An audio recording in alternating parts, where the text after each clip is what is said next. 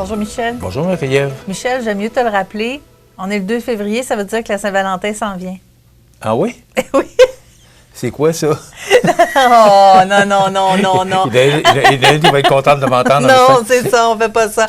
Non, la Saint-Valentin s'en vient, comme vous le savez, puis on vous propose une belle promotion du côté de CMA TV. Vous pourriez gagner jusqu'à 450 $ en prix. C'est offert par le restaurant La Couvée, les gâteries de l'Ami, la boucherie Saint-Mathieu, le centre de santé de Loiselière, le restaurant à la Rive et le salon Évasion Beauté. Vous n'avez pas à choisir là-dedans, là. Vous avez tout. La personne qui gagne a tout. Donc, c'est très simple. C'est un beau prix, surtout avec les partenaires qu'on a. Là. Oui, absolument. On est chanceux d'avoir ces partenaires-là. Puis, on vous invite à participer au concours en vous rendant au cmatv.ca. Sur notre site web, vous allez voir dans les onglets « Concours », tout simplement. Vous cliquez là, vous remplissez le formulaire et c'est fait. Vous pourriez gagner le prix. Le tirage se fera le 14 février. C'est simple pour y participer. Ben oui, on rend ça super facile. Bon, alors on espère que vous serez nombreux. Participer à ce concours et merci à nos partenaires. Il y a des gens qui ont moins participé, mais ça fait gagner quelqu'un quand même du côté de la mairie de Saint-Michel-de-Bellechasse. Oui, bien, c'est un nouveau maire, c'est M. Pierre Fredette qui prend la relève. Il a été élu par acclamation. Voilà. Ça, c'est un peu décevant parce que tu dis, bon, ben, il n'y a pas eu de vote. J'ai été élu par acclamation. Il n'y a personne qui s'est présenté contre lui. Quand ce sont les gens qui votent et qui disent, ben, moi, je vais avoir Pierre Fredette comme maire, tu sais, il me semble que tu es fier. Tu dis, bon, c'est les gens qui m'ont élu. De notre côté, ils ont peut-être vu que Pierre Fredette se présentait puis ils ont dit, ça va être parfait comme ça. C'est ça. On est mieux de ne pas s'opposer à Pierre Fredette, on ne gagnera pas. Alors, c'est peut-être ça aussi qu'il y avait dans la tête des gens. Donc, la municipalité de Saint-Michel-de-Bellechasse, qui fait parler beaucoup d'elle depuis quelque temps en raison de son presbytère, alors, accueille son nouveau maire, M. Pierre Fredette, qui succède à Stéphane Garneau, qui a décidé de remettre sa démission au cours de l'automne 2023 pour des raisons personnelles et de santé. Ce sont toujours les mêmes raisons que les maires, que les gens souvent, quittent. Et on oui. en a parlé l'automne dernier, Marie-Ève, qu'il y a beaucoup de gens qui quittent la politique municipale parce que c'est pas facile. Qu'à suivre la politique provinciale, la politique fédérale ces temps-ci, c'est pas beaucoup plus drôle. Non, absolument.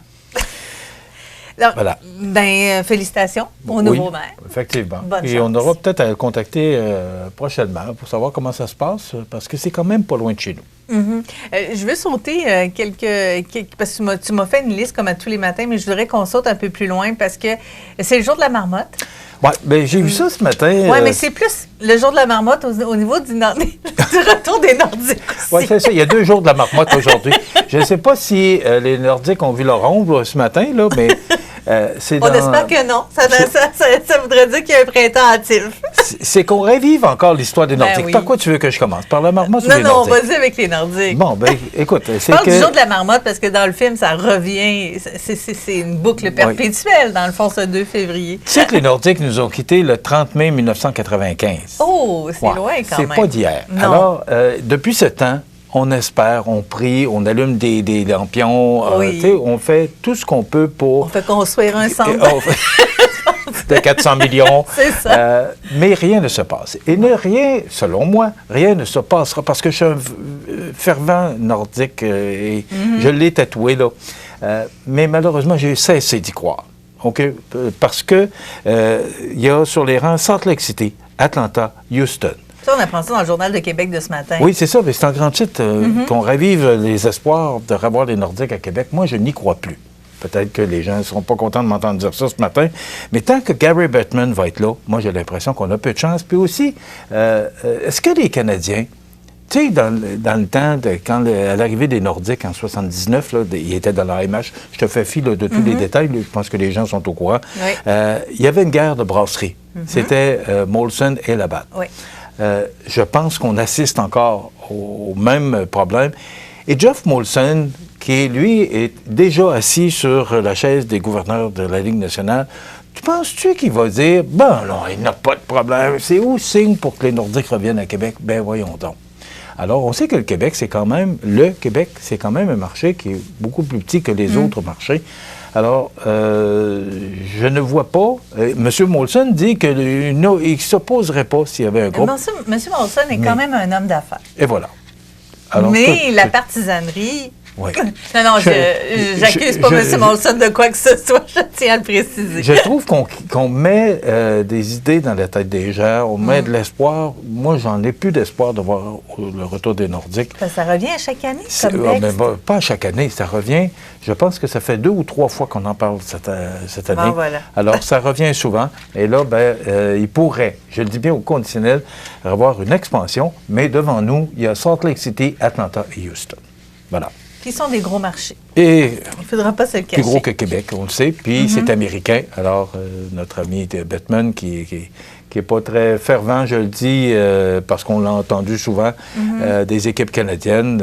Bon, en tout cas, je ne vais pas faire le procès de Gary Bettman ici aujourd'hui. Bien, les gens vont souvent dire, oui, mais aux États-Unis, ils aiment moins le hockey que nous autres. Nous autres, ça a été notre sport national pendant longtemps, ça l'est encore. On adore le hockey. Oui, mais c'est une question d'argent. C'est une question de marché d'argent, c'est ça. Écoute, les sénateurs d'Ottawa qui viennent de se vendre, là, parce que le propriétaire est décédé, puis c'est tout près du milliard de dollars. Là. Ça commence, tu sais, avant de rendre ça rentable, là, ça prend du temps. Là. Est-ce qu'on aura un printemps hâtif? Bon, on sait que c'est le 2 février et c'est le jour de la marmotte. En anglais, on dit le Groundhog Day. Oui. Alors, c'est un événement célébré en Amérique du Nord, le jour de la Chandler. Quand j'étais petit, j'entendais parler de ça, la Chandler, oui. Oui. Soit le 2 février. Selon la tradition, ce jour-là, on doit observer l'entrée du terrier d'une marmotte. Si elle émerge et ne voit pas son ombre parce que le temps est nuageux, l'hiver laissera bientôt sa place au printemps. Et en revanche, si elle voit son ombre parce que le soleil l'éblouit, on va avoir un hiver beaucoup plus long. Mais on est chanceux. Selon il y a toi, des nuages. Donc, elle n'a pas vu son ombre. Et voilà. Alors, ça veut dire qu'on devrait avoir un printemps hâtif. Faut-il croire à ça? Point d'interrogation. Ben, si ça fait plaisir de le croire, tant mieux. Merci beaucoup, Michel. Lundi, à l'émission, on va recevoir Mélanie Desrosiers de l'ABC des Hauts-Plateaux. On va parler littératie dans la région, entre autres. Alors, d'ici là, on vous souhaite une belle fin de semaine en Côte-du-Sud.